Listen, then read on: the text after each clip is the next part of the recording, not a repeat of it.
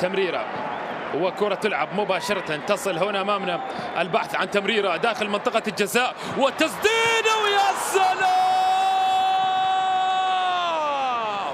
يا سلام على هذا الهدف الذي طال انتظاره بصورة جميلة ورائعة للخفافيش.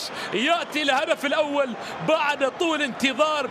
خوسيه كايا يدون الهدف بصورة رائعة، ورغم أن الفرحة صامتة للمدرب أفورو غونزاليس، رغم أن الفرحة صامتة له، يأتي الهدف الأول في صمت آخر يهيمن على جماهير إسبانيول. مرور بصورة ممتازة ونقلة بصورة رائعة، والتسديدة مباشرة في الشباك، مباشرة في الشباك. هدف إذن يأتي